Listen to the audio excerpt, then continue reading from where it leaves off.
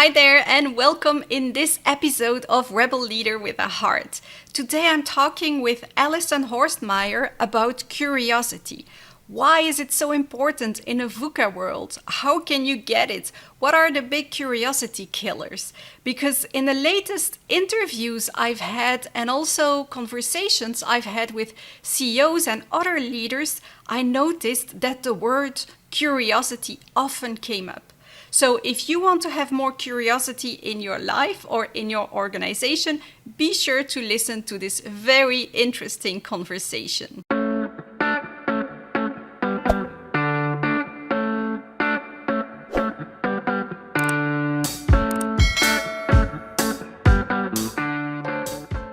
Welcome, Alison. Welcome in the podcast. It's nice having you here.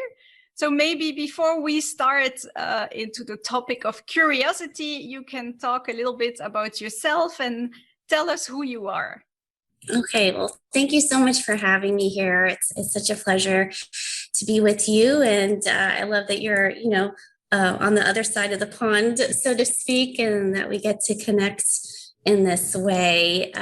So previously, I was a business development executive at the intersection of tech and media, typically global purview, typically building businesses on the next generation of technology. And as I moved through my career, what I found was that, I really loved helping other people be successful, whether it was the international sales team or cross-functional team. And I also really observed a certain level of anxiety and stress and complacency around me, and also different leadership styles. And I was curious about, what was really going on underneath about that. And so I went back to school and really dived into the science between the mind and body, behavioral science, got certified as a coach in the process, certified as a yoga teacher. I really kind of looked at both from a scholar and practitioner standpoint, what influences our behavior. And it was during my mindfulness research, I was looking at anxiety, and I was like, can you be curious and anxious at the same time? And that was incredibly naive. But, I thought I had something, and that led me through this really rich, nonlinear journey into the world of curiosity, and curiosity specifically in the workplace, which is kind of more of an emergent field or strand of the research in probably the last 10, 15 years. Yeah. And then I came back to anxiety in a way, because anxiety is an indelible part of curiosity. We call it stress tolerance, the stress tolerance dimension. And so that's really kind of where I've been spending my time in terms of more of a humanistic lens of how we activate curiosity for ourselves, our self-awareness, our interpersonal relationships. I mean, certainly there's research that connects it to creativity and innovation, but I'm kind of more interested in how it makes us so innately human. Yeah, nice, really nice. And I also love the mind and body connection. That's also what I try to bring now in organizations if you want to change the culture and your mindset. But maybe you can tell us, why has curiosity become so important in a VUCA world? Because when I talk now to other CEOs, yeah, the word curiosity often pops up. So why has it become so important? Yes. So I think why it's become important is a couple of things. We're seeing more research conducted around it, specifically studies that Merck has supported, for example, since 2016. We see companies like Novartis starting to really integrate this idea of curiosity or a learner into their culture. We see Microsoft doing the same thing. And what I'm seeing is that there's some understanding that curiosity is a really powerful meta skill. And what I mean by meta skill, a higher order skill that energizes and empowers other skills. For example, critical thinking, creativity, divergent thinking, empathy, collaboration, trust. And we have empirical data that supports that there's a connection between curiosity and these things. We also see in the positive psychology literature that curiosity is one of the top 4 character strengths that are connected to psychological well-being and life satisfaction. So we know that there's something about it when we can open ourselves up for exploration that actually can empower us and actually increase our resilience. And I think that we're recognizing in the workplace that there's something really powerful about it, but we don't really understand it quite yet because we've tend to oversimplify it in terms of the definition, and then it becomes severely underutilized. And then because we have that misunderstanding, we don't really have the right culture to support it. What would be then a good definition of curiosity? So mine's a little bit dense, but for a reason, and I'll explain why. So my definition, and I've kind of amalgamated other definitions from the literature, is the self-directed. So it's autonomous. You choose when you're curious. So the self-directed seeking exploration and immersion into certain situations that will have the highest potential for new experiences and new information. And those experiences tend to be uncertain, complex, and ambiguous. So pretty much the VUCA world. And we need to lean into those kinds of experiences because, as I said, they have the highest potential to give us new inputs, whether that's market data, product data, a new experience. Because personally, if we get new experiences, then we're making new neural connections in our brains. And we know now from neuroscience that we can do that until the day we die, right? We don't have to have the same pathways in our brain, the same grooves that condition us to certain behaviors and certain points of views. And curiosity can be the doorway to expanding that horizon for us. And in that VUCA world, we need to be normalizing experimentation, right? You know, there's informed risk taking and there's intelligent failure, but I think we're still very much holding on to status quo because we are wired for certainty.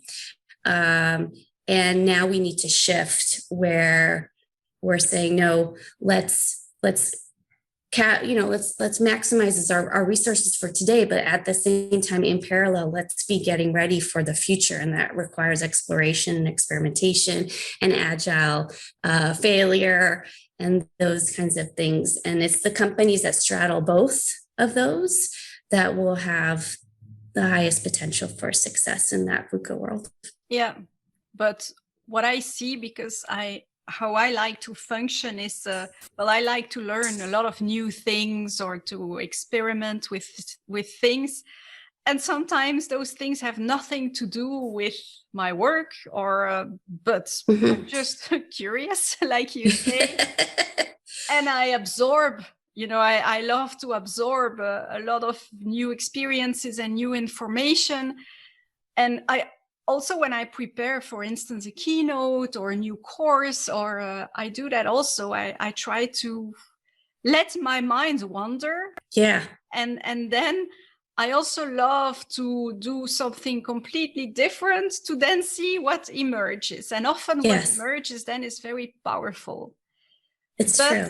The problem is that in my audience, most of the people, they are working like hell and they're busy all the time. So there is not much place either for reading their emails, for thinking strategically, for managing their energy, but then for wondering, because maybe you can tell us a little bit more about that. How do you get to that curiosity? What are the ingredients that you need? So there's 4 dimensions to curiosity. One is the not knowing. So when we tend to be so busy and in the weeds, and we're just getting we're being a tactician, and we're just continuing to doing what we know.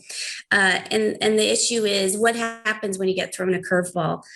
We call it a violation of expectation. Literally, something you expected doesn't happen, and then you have to problem solve.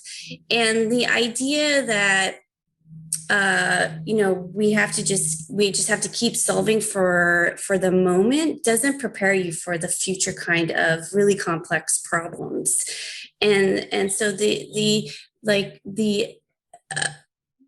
fundamental thing that needs to happen is you have to say, okay, I don't know, right? And recognize you don't know. And then what are you going to do with that not knowing? Because a lot of times I feel we're so conditioned in our workplaces to be the knowers, to get it right. Yeah. And I call that the expert mindset. That's proving you're right, your agenda, you're really informed by cognitive biases and assumptions, you're really holding on to the status quo. There's like no room of reflection. So it requires a mindset shift to be, okay, let me be the explorer, which fundamentally means I'm going to start leaning in to figure out what I don't know. The second part of curiosity is exploration. So it has a very active quality to it, a very active energy, because you can observe and be interested and do absolutely nothing. Yeah. So the idea is that there is some actual doing. You can think curiosity as a verb in that way, and it's a process. And in that exploration, the third facet is openness. So is it, openness to unfamiliar different ideas? Is it openness to experimenting, trying something out in kind of a pilot scenario? What's the level of openness? Because it was interesting in my research with my study participants, the more they could let go of their preconceived notions and biases and assumptions, the more liberated they felt to explore. Mm-hmm. It's when they were in these very strict parameters of having to be strategic, or having to be meet a certain function in their role, then their exploration was really limited. Right? That the parameters were relatively in familiar boundaries. And for me, that's actually adapting. That's not being agile.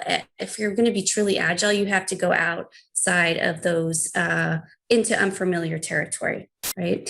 And then that fourth dimension is the stress tolerance dimension, which is managing the anxiety and stress and discomfort along the way. Because what happens with curiosity is there's an immediate cognitive appraisal process that you go through, which is, hey, this looks different or unfamiliar, or something's changed that requires me to have to get some information or an experience. And the second appraisal that you do really quickly is, do I have what it takes to manage the stress or what I might find along the way? How am I going to integrate that? And in that way, curiosity is almost a double loop learning process, because if we don't go through that experience, then you're not going to have a larger thought action repertoire to dive in the next time. Yeah.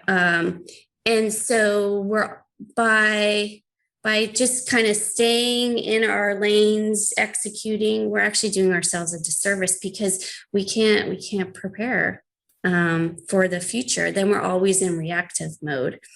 And so that's where it functionally, it has to be prioritized, right? As a team, as a leader, you as the leader, how are you prioritizing that for yourself and for your team? Yeah.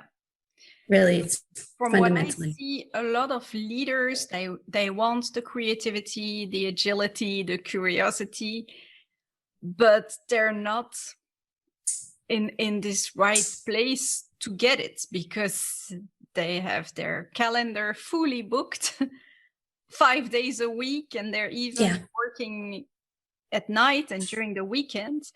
So what's, according to your experience, what are the big curiosity killers? What is really killing curiosity in organizations? Top-down decision making. So when I work with leaders who tend to be in the weeds a lot, right? They say that to me. I'm too busy to step back to be the vision, to like take time to craft the strategy and to be the vision holder. And that's that is required in the VUCA world. And that typically means they are not developing their team, they're not delegating, there may be trust issues or confidence issues. So if you're the leader who's always doing, then you're training your team to go, okay, every time I have a problem, my boss is going to solve it out for me. And, I call it the exchange of monkeys. They take one monkey off their back and put it on the monkey of the leader. And then the leader's like, why is my calendar so booked? Why am I in all these meetings? And so getting really clear on, what's your role as a leader? Your role as a leader is to establish the why and the what, right? Here's our vision. Here's our direction. You guys figure out the how. And in that process, stepping back and finding the time where, the leaders that make the space for reflection and thinking about the future and evolution and what's needed are the ones that actually feel more energized, right? And they are seeing where, do I need a tiger team, for example, to focus on this particular innovation?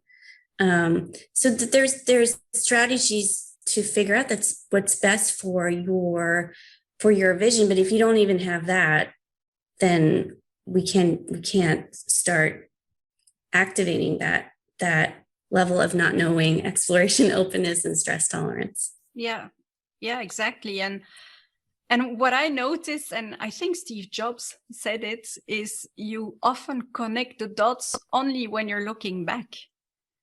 And that's what I noticed when I was a CEO in my previous business. In this business, it's like I'm doing things, and in the beginning, they don't seem related. And then at a certain point, everything comes together and you think, like that's why I was doing this, and you connect these dots. Yeah, it's true. And in the process, so when you were a CEO, how did you embrace failure and experimentation? What did you model and what did you support?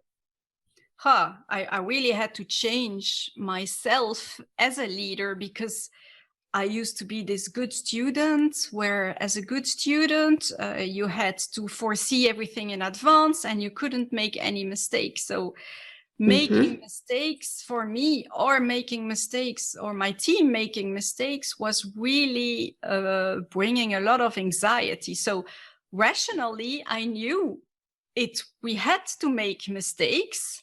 Yeah. With the high pressure and this habit that making mistakes is creating, a lot of tension in my body, I really that's why at a certain point, like you, I decided to go and do a coaching training in the US, where I worked with my emotions and my body, because I knew that the answer wasn't in my head. If I wanted to become the leader that was necessary to successfully transform my organization for the digital times, I had to learn things, but somatically, not just rationally. Yeah.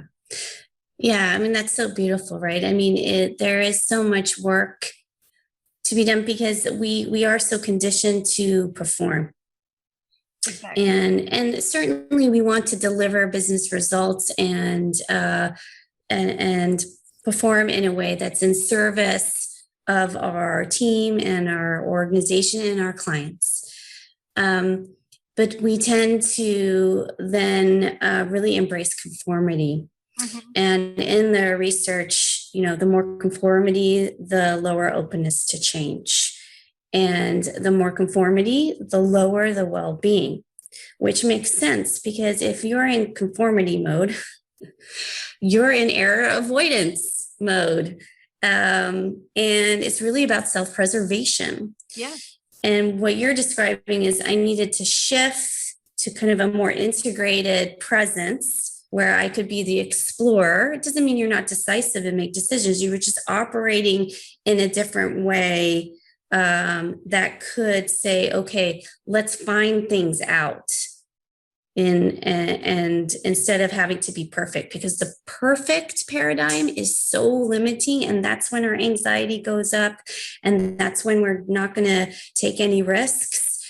So if we're in error management, where we get to experiment in safe ways, and that's why they're usually in pilots or something manageable, right?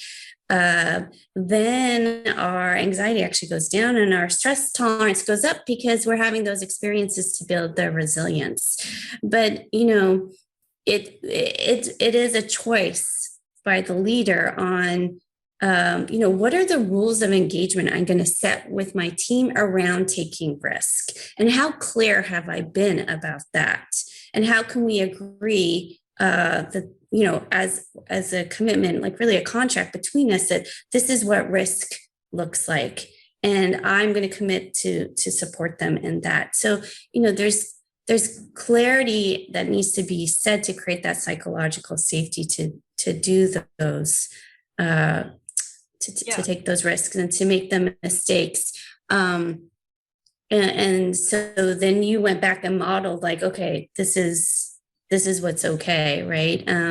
I was reading an article with the chief, one of the, I think it was the head of human resources for Novartis, and he was describing what happened, as the pandemic hit. They had manufacturing issues and whatnot, and he said what he noticed was the leaders that said, okay, this is the direction we need to go, but I have no idea how we're going to get there. Who's got ideas? Those were the teams that could innovate quickly.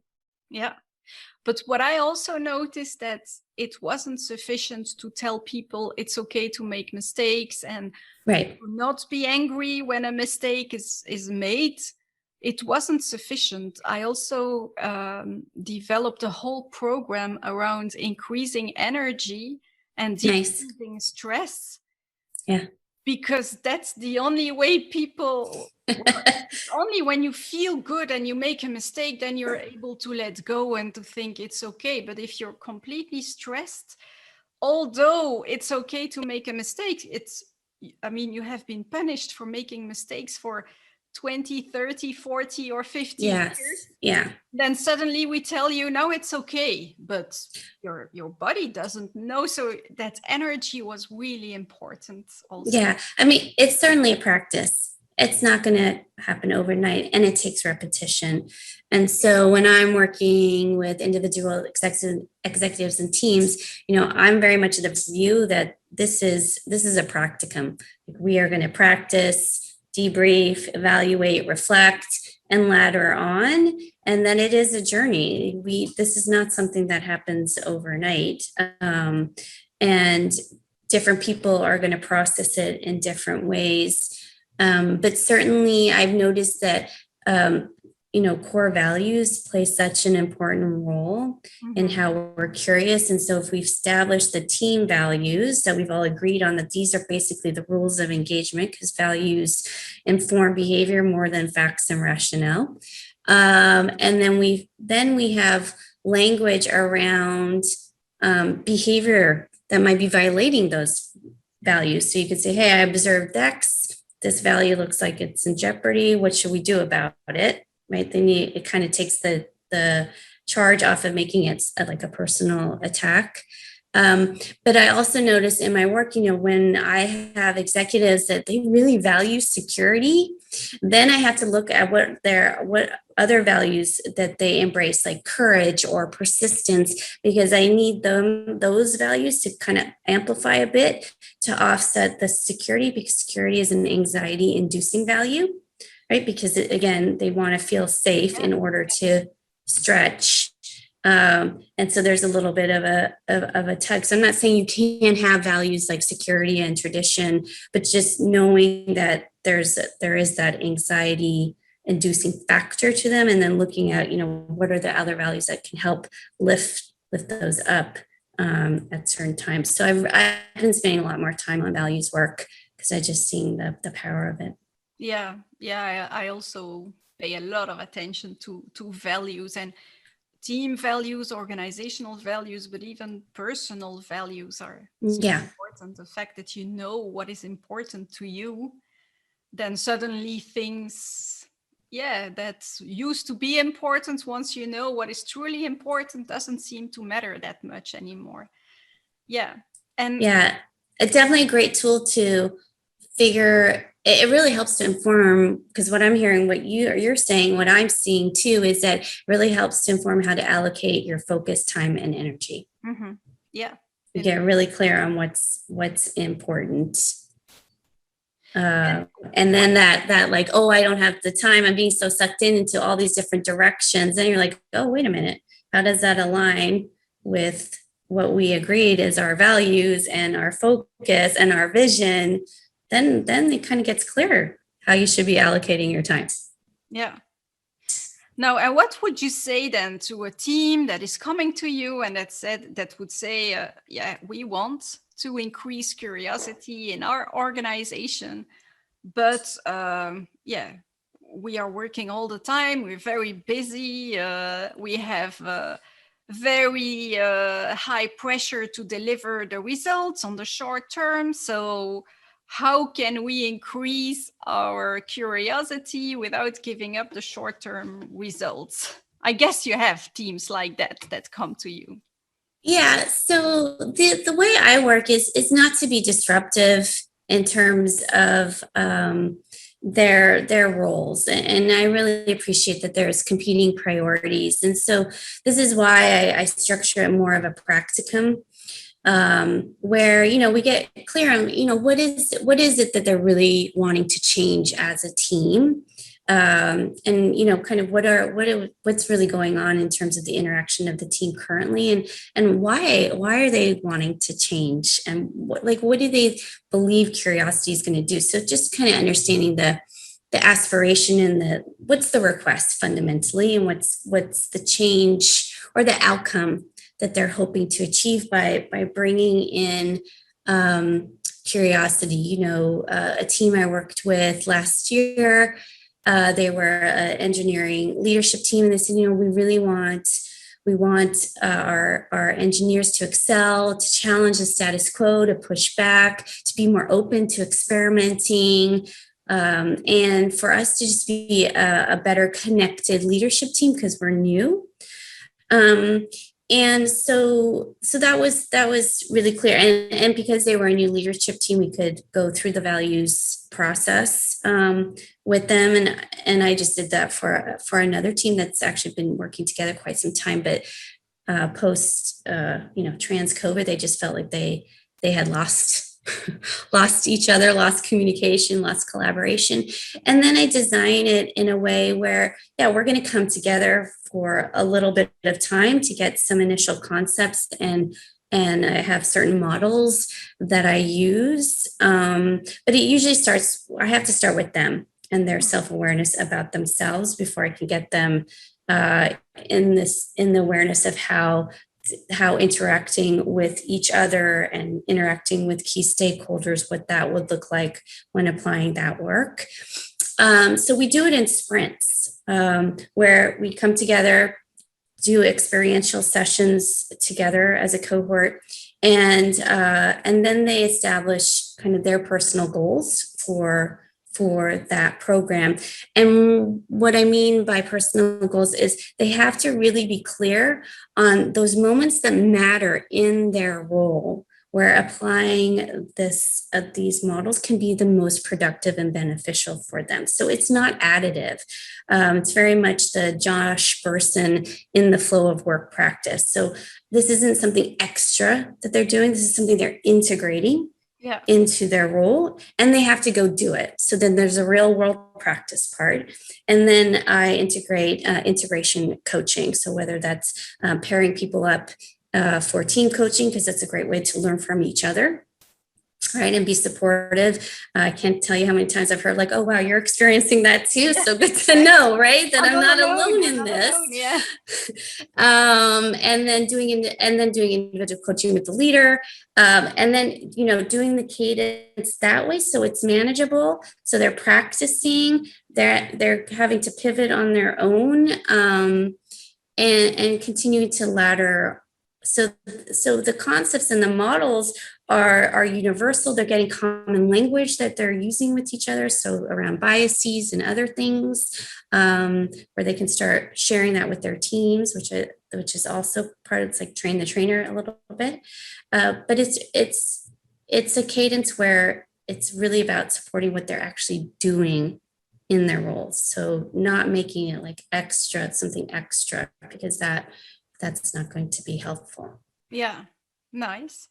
And where can people find you then if they want to know more about you and about what you do? Sure. So they can go to my website. So it's Dr. Alison H. So DrAlison.com.